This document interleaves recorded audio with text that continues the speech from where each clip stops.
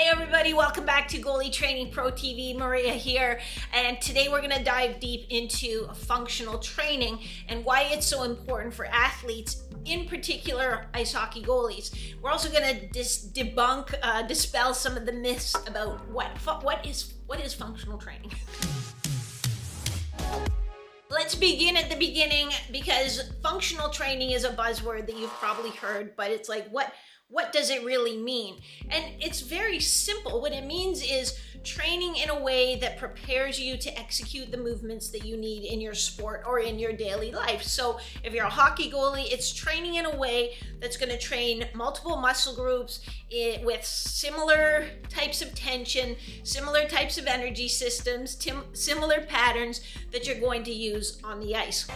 He saved that. Oh my goodness. What it does not mean is wearing a weight vest and dropping in the butterfly and trying to do like shadow goaltending under load. It does not mean that. It also doesn't mean putting on your skates and doing squats and things like that in your skates. It just means thinking about the muscle patterns, the muscle chains that you need to use to execute movements as a goalie and coming up with strategies to target those.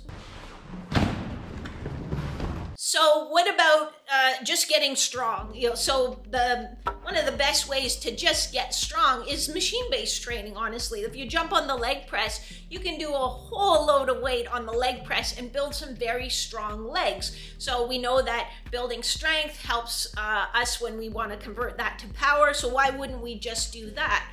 The problem with machine-based training is that there isn't a lot of stabilization required. And yes, there are some machines that kind of try to mimic, a free movement pattern, but still it's kind of a guided movement. Or let's stick with our example of the leg press. We just have to push. We don't have to stabilize our hips. We don't have to stabilize our back. When I was a strength coach at Western University, we would test athletes when they came back from their summer break.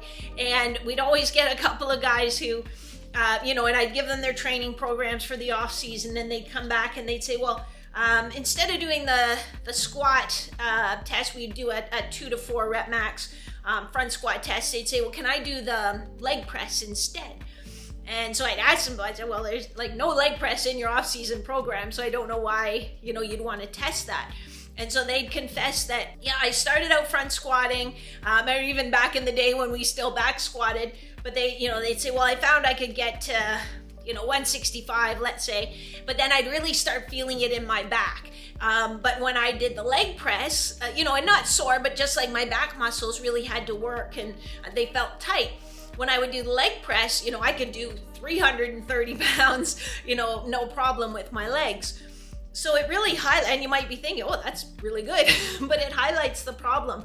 It's that, okay, so you've built these strong legs and hips that are attached to a torso that actually can't handle or manage that load. So in an ideal situation, your body kind of works the way it should, and it prevents you from using all that potential force production capacity. So it's like putting a turbo engine into like my old parents' old Ford Country Squire station wagon. It's like it's not going to perform the same.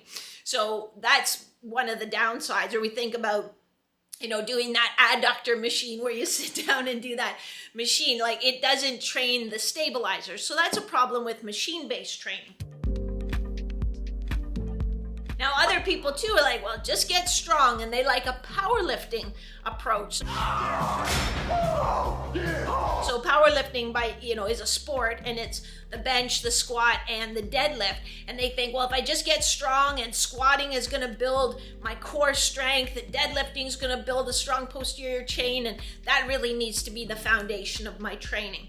The problem is a goalie isn't stationary on their 2 feet or lying on the ground. I mean, we're not so worried about your bench press strength, but for your lower body strength, you're not, making it powerful vertical movements from a neutral base. You're moving laterally, you're down, you're up, your hips are going through all different ranges of motion, and that requires both strength, stamina, and actually smarts in those deeper stabilization muscles. So if you're going to be a power lifter, it's great, but if you're trying to be the best hockey goalie you can be, you're missing big chunks of adaptation that you need. Now, some of you love powerlifting exercises, and I'm not saying that you can't use those exercises as part of your functional training program. Again, it's a misconception that, oh, if you're doing functional training, it's all like with bands and crazy movements. That's not the case. We still bench, we still squat, we still deadlift, but it's as part of that functional training overall scheme. As a goalie, you are lunging, you're diving, you're going into your butterfly, you're coming out of your butterfly. Carello shot, tip, rebound! So that's the beauty of functional training. Again, we're not going to be diving around the gym, but we are going to be working on frontal plane strength, frontal plane power. We're going to be working on bottom up strength. So do this little experiment. Get a chair or a bench. Let me show you. So I just have my weightlifting bench behind me, but what I want you to do, a chair, a bench, whatever, and try sitting down with just one leg, keeping your good knee alignment. Not that hard, really. It's pretty easy to do. But now, try standing back up from that bottom position, and try standing back up without rocking forward. So you can lean a little bit forward just to get balance over your leg, but then I want you to stand up without rocking forward or building any kind of momentum. It's a lot harder coming up. Whether you can do it or can't do it, you'll have to admit it's a lot harder coming up from the bottom than it is going down from the top. Although, when you think of it, a lot of our gym training is top down. So a squat, we start at the top, we go down, we come up, and we get that little movement out of the bottom. Lunges, we start at the top, we go down, we come back up. What we want to work functional training for goalies is working some bottom up strength. So we'll start in a half kneeling position and come up with a single leg, because that's a key element that we need if we're going to come out of the butterfly or the RVH with some power and some pop. And unless we're actually deliberately practicing that functional pattern, we're not really going to develop the strength to its full potential.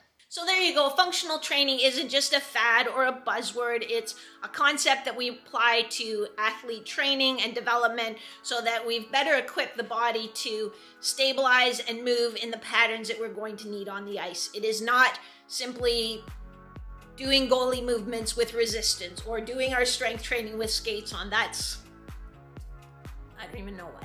If you want to see some more examples of functional strength training, functional exercises that you can use specifically as a goalie, you can check out this video, or you can check out this video.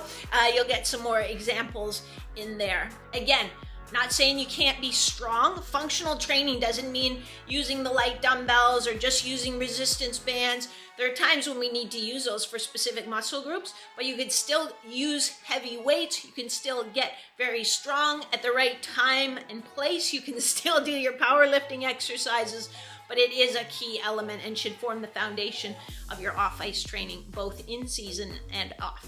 Thank you again for joining Goalie Training Pro TV. If you found any of this content useful or just one of those things that made you go, don't forget to like, subscribe, share it if you wish. That's fine. Sharing is caring. I will catch you next week. Same bad time, same bad channel.